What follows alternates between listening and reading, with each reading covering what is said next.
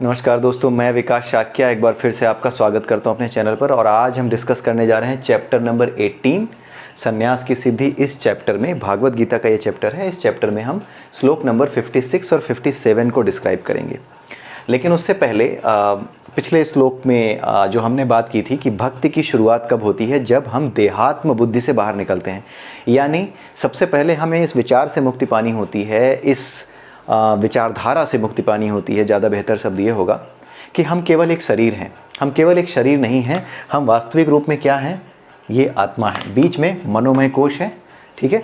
यही मनोमय कोश हमें बाहर की ओर या भीतर की ओर, दोनों तरफ आने और जाने का मार्ग इसके पास है। इसी के थ्रू आप अंदर भी जाते हो और बाहर भी जाते हो। मन ही हमारा मित्र है और मन ही हमारा शत्रु है। मन से बड़ा ना तो कोई मित्र है और ना ही इससे बड़ा कोई शत्रु है। मन मित्र कब है? जब ये आपके वश में हो, तब ये आपका मित्र है।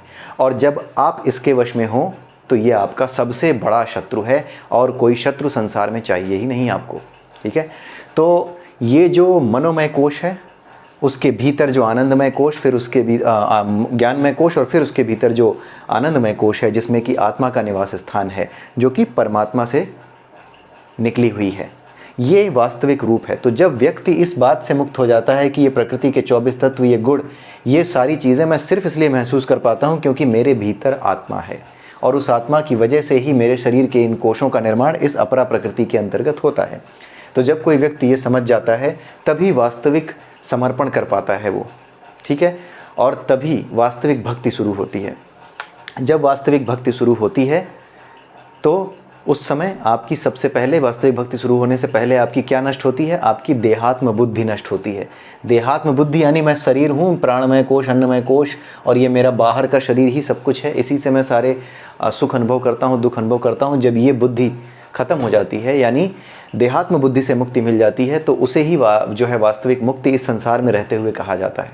इस संसार में रहते हुए मुक्त होने का अर्थ है कि अपने आप को शरीर न मान करके अपने आप को आत्मा के रूप में जानने लगना, ठीक है। और उस तक पहुंचने के लिए किस तरह से कर्म करना है, किस तरह से ज्ञान लेना है, किस तरह से भक्ति करनी है, ये सारी चीज़ें भक्ति योग, ज्ञान योग और कर्म योग में बताई जाती हैं, ठीक है। कर्म हो चाहे ज्ञान हो चाहे भक्ति हो, किसी भी तरह की भक्ति में किसी तरह की वासना नहीं रखनी। ना तो कर्म में वासना रखनी है, ना ज्ञान में वासना रखनी है, और ना ही भक्ति में वासना रखनी है। पूरा समर्पण, ठीक है। भक्ति कर रहा हूँ तो अहंकार नहीं आना चाहिए कि मैं तो ईश्वर का विशेष हो गया, और ये सब बेवकूफ़ जो भक्ति नहीं करते, पूजा नहीं करते, ये बेवकूफ़ लोग हैं, इनका तो भविष्य अंधकार में है। नहीं, ऐसा नहीं है। हर व्यक्ति अपनी अपनी यात्रा कर रहा है। आप नहीं जानते कि किन प्रभावों के अंतर्गत वो इस जन्म में ऐसा है, और किन प्रभावों के अंतर्गत वो अगले जन्मों में या पिछले जन्मों में कैसा रहा होगा या कैसा होगा आने वाले जन्मों में, ठीक है। तो इस तरह से घृणा का भाव किसी के प्रति रखना या स्वयं को बहुत महान समझना कि मैं तो पूजा पाठ करने वाला हूँ और दूसरे तो नास्तिक हैं, या कुछ ऐसे लोग हैं जो कि पूजा पाठ नहीं करते या ईश्वर को नहीं मानते, केवल इतने भर से घृणा करना या केवल इतने भर से किसी के प्रति दुर्भाव रखना, ये गलत है। हाँ, कोई व्यक्ति अगर मूर्ख है, घृणा फिर भी नहीं करनी, लेकिन जो मूर्ख है, जो बिना वजह अज्ञान को स्थापित करने में लगा है, और अगर आप एक कर्मयोगी हैं तो आप उसे ज्ञान के मार्ग से रोकिए। वो झूठ बोल रहा है, गलत तथ्य सामने रखता है, तो जहां आपको मौका मिले आपको उसे नहीं पकड़ना है, आपको ऊपर के लेवल पे देखना है। आपको किसी एक एक व्यक्ति को नहीं पकड़ना है कि इसको पकड़ के सुधार दूं, उसको पकड़ के सुधार दूं, नहीं। कबीरदास जी ने एक बड़ा अच्छा दोहा कहा है, एक ही साधे सब सधे, सब साधे सब जाए। अगर सबको साधने की कोशिश करोगे तो कुछ नहीं बचेगा। एक ही साधे सब सधे, यानी किसी एक चीज़ को, एक जो मुख्य बिंदु है, मुख्य तार है, उसे आप पकड़ लो, ठीक है। जैसे दुनिया भर में बहुत दुनिया भर के अज्ञानी भरे पड़े हैं जो तरह तरह की बातें कर रहे हैं।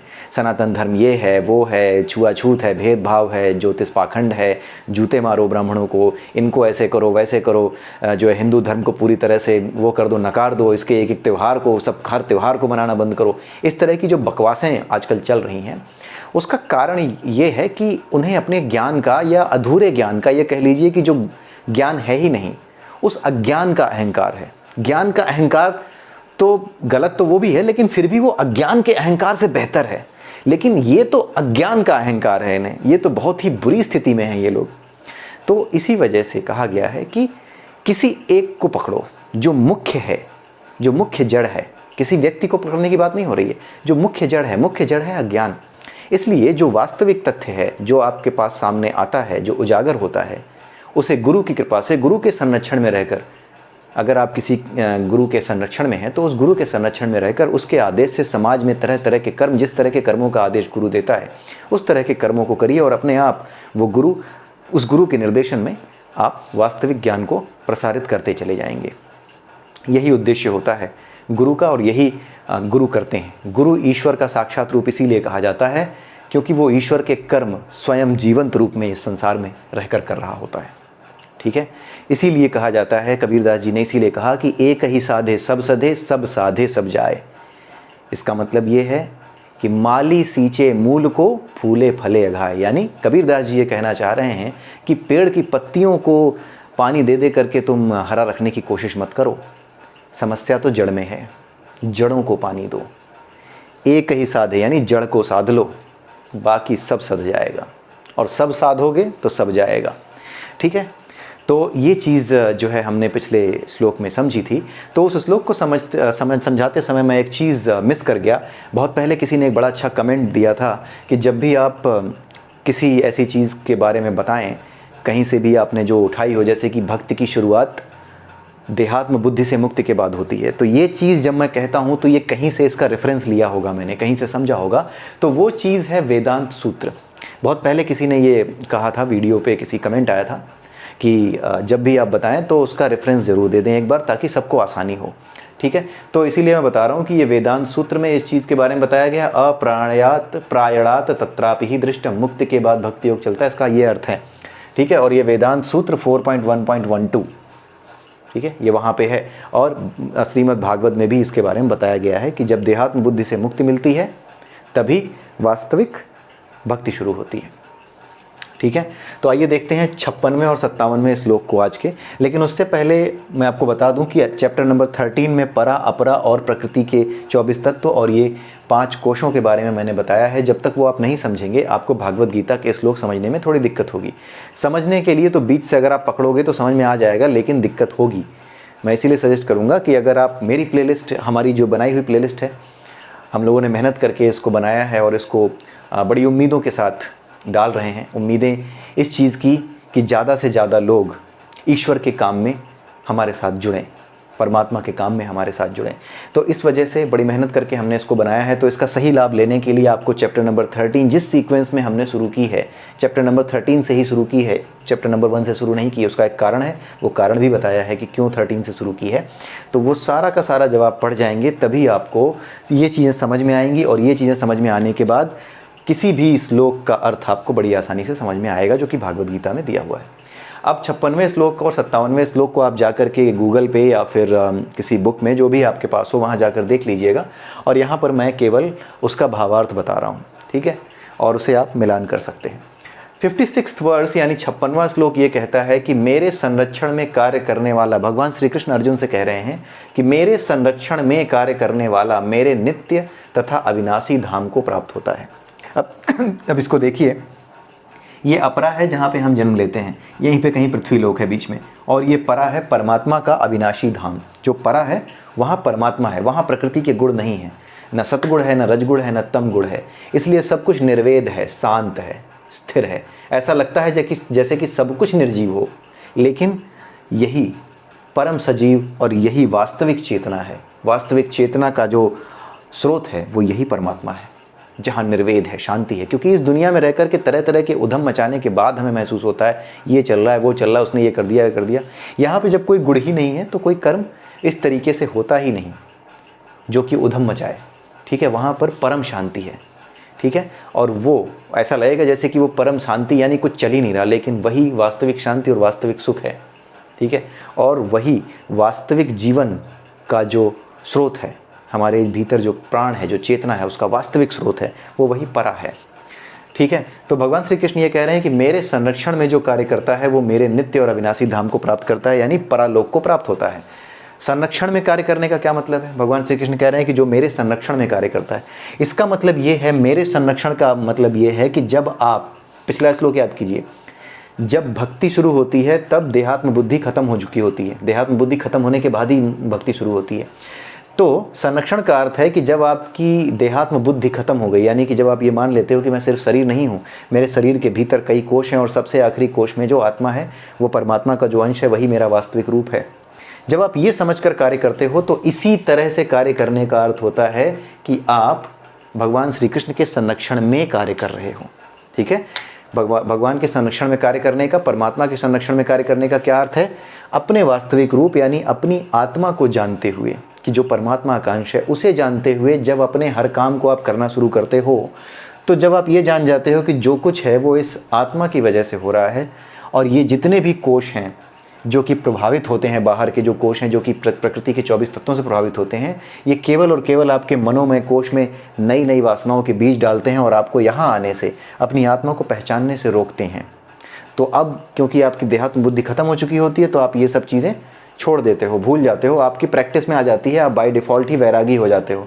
चाहे आप कर्म करते हुए जीवन जियो, चाहे सन्यासी बन के जीवन जियो, आप हमेशा इस भावना के साथ एक ऐसे व्यक्तित्व के साथ कर्म करते हो जो कि त्यागी व्यक्ति का व्यक्तित्व है, जो कि कभी ये नहीं सोचता कि मुझे इसके बदले कुछ मिलेगा या मिलेगा कि नहीं मिलेगा। वो केवल और केवल आत्मा यानी परमात्मा को ध्यान में रख करके कर्म करता है। और जो आदमी ये समझ करके कर्म करता है उसे ही मानना चाहिए कि वो श्री कृष्ण के संरक्षण में कर्म कर रहा है, यानी भगवान के संरक्षण में कर्म कर रहा है। और जो भगवान के संरक्षण में कर्म कर रहा है और पीछे की ओर नहीं भागता, गिरने का रास्ता अपना नहीं खोलता दोबारा, तो वो निश्चित ही परा यानी परमात्मा के धाम को प्राप्त होता है। 57वें श्लोक में भी कमोवेश यही कहा गया है। इसमें क्या कहा गया है? सारे कार्यों के लिए मुझ पर निर्भर रहो और सदा मेरे संरक्षण में कर्म करो। यहाँ पर वो आदेश दे रहे हैं। अभी तक भागवत गीता में जितने भी श्लोक हैं, कोई श्लोक ऐसा नहीं है जहाँ पर ये बताया गया हो कि आपको ये करना चाहिए या नहीं करना चाहिए। केवल प्रकृति के गुणों की व्याख्या की गई। लेकिन यहाँ पर भगवान श्री कृष्ण ने जब अर्जुन के सामने ये सारे भेद खोल दिए तो उसको बता दिया कि अब तुम ये पूरा का पूरा सिस्टम समझ लो। जैसे जब हम किसी को इंडियन पीनल कोड समझा रहे होते हैं, पढ़ा रहे होते हैं, तो कहीं पर भी ये नहीं पढ़ लिखा जाता कि चोरी मत करना, 420 मत करना, या 398 के अंतर्गत क्या होता है, या 397 497 के अंतर्गत क्या होता है। ये चीज़ें सिर्फ बताई जाती हैं। ये नहीं कहा जाता कि ये मत करना, सिर्फ बता दिया जाता है। लेकिन बताने के बाद जब पूरी की पूरी इंडियन पीनल कोड पढ़ा दी गई, सब कुछ बता दिया गया, तब जो व्यक्ति भटका हुआ है उसको क्या कहा जाता है? देखो ये लिखा हुआ है, अगर ये करोगे तो जेल में जाओगे। ठीक उसी तरीके से भगवान श्री कृष्ण क्या कर रहे हैं? पूरा का पूरा भागवत गीता समझाने के बाद अब वो लास्ट में आ चुके हैं। तो अब वो क्या कह रहे हैं कि इतनी पूरी की पूरी जो मैंने तुम्हें थ्योरी पढ़ाई है, जो बताई है, ये तुमने समझ ली। समझने के बाद ये समझ लो कि तुम जो गलती करने जा रहे थे, उस गलती की सज़ा बहुत बड़ी हो सकती है। उस गलती की सज़ा ये हो सकती है कि इन शास्त्रों के अनुसार, जो भागवत गीता में जितनी भी चीज़ें उन्होंने बताई भगवान श्री कृष्ण ने, उसके अनुसार वो नीचे गिरने वाले काम कर रहा था। क्यों? क्योंकि वो युद्ध से भाग रहा था। किस वजह से? क्योंकि उसके मन का मोह उससे कह रहा था कि ये तुम्हारे पितामह हैं, ये तुम्हारे गुरु हैं, ये हैं। वो ये भूल गया था कि क्षत्रिय की तरह उसका कर्तव्य क्या है। उसका कर्तव्य ये है कि समाज से उन लोगों को नष्ट कर देना, भले ही वो उसके कोई भी लगते हों, जो समाज में अधर्म को स्थापित कर सकते हैं, किसी औरत की साड़ी खींच सकते हैं। ऐसे व्यक्ति को राजा बनने का अधिकार कभी नहीं हो सकता। ये तो सामान्य बुद्धि की बात है। ठीक है, ऐसे व्यक्ति को राजा बनाने का कोई, चाहे उसका हक हो चाहे ना हो, लेकिन चरित्र के हिसाब से तो ऐसा व्यक्ति राजा बनने लायक कभी नहीं है। ठीक है, तो यही चीज़ भगवान श्री कृष्ण कह रहे हैं कि अब तुमने इंडियन पीनल कोड समझ ली, यानी कि तुमने भागवत गीता समझ ली। अब समझने के बाद ये देखो, जो तुम भटक रहे थे ना, भटकने का जो परिणाम होगा वो ये होगा कि अगर तुम मेरी बातों के नहीं मानोगे और मेरे संरक्षण में कर्म नहीं करोगे तो तुम नीचे गिरोगे। ये अगले श्लोकों में बताया है। तो यहाँ पर भगवान श्री कृष्ण केवल उसको आदेश दे रहे हैं कि तुम ये समझ लो कि 420 करने पे ये होगा, इसलिए 420 करना मत। चोरी करने पे ये सज़ा हो जाएगी, इसलिए चोरी करना मत। इसीलिए अब भगवान श्री कृष्ण ये कह रहे हैं कि सारे कार्यों के लिए इसीलिए मुझ पर निर्भर रहो और सदा मेरे संरक्षण में ही कर्म करो, यानी अपने आप को आत्मा मान कर ही कर्म करो। यही है भगवान श्री कृष्ण के संरक्षण में कर्म करना, और यही वो अर्जुन को समझा रहे हैं। तो जितने भी कार्य आप करो, सारे कार्यों को करने के लिए, सारे कार्यों को करते समय बस मुझे ही ध्यान में रखो कि मैं ही हूँ जिसके लिए तुम ये कर्म कर रहे हो। संसार में तुम जो कुछ भी कर रहे हो, अंत में वो मुझ तक ही आना है। आप एक छोटा सा एग्जाम्पल ले लीजिए। अगर आप बिज़नेस भी कर रहे हैं, बिज़नेस किसके लिए कर रहे हैं? अपने परिवार के लिए। और बिज़नेस से जो प्रोडक्ट बना रहे हैं वो किसी, जो हमारे पब्लिक है, जो हमारे ग्राहक हैं, उनके लिए बना रहे हो। वो ग्राहक किसके लिए कर रहे हैं? वो किसी और के लिए कर रहे हैं।